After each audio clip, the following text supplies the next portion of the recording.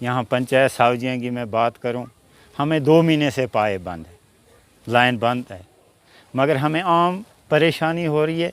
मैं कहता हूँ ये गवर्नमेंट कहती थी अच्छे दिन आएंगे, मैं कहता हूँ कैसे अच्छे दिन, आप जाके मौके पे देख सके लोग कितने परेशान हैं। हमें कम से कम कोई 1 किलोमीटर से पानी उठा के लाना पड़ता है, हमारे जो औरतें हैं उनको लाना पड़ता है पानी उठा के। मुझे अफसोस से कहना पड़ता है एडमिटेशन से, हमें ये यहाँ 2 लाइनमैन छोड़े हुए, हमें आज तक नहीं लाइनमैन मिला कि असली लाइनमैन कौन है। कि उसके लिए मैंने मंडी तक वीडीसी हमारे चेयरमैन साहब तक भी आज मैं 10-15 दिनों से उनको भी कहा यार आप भी इसकी बात करो, हमें बहुत परेशानी हो रही पानी की।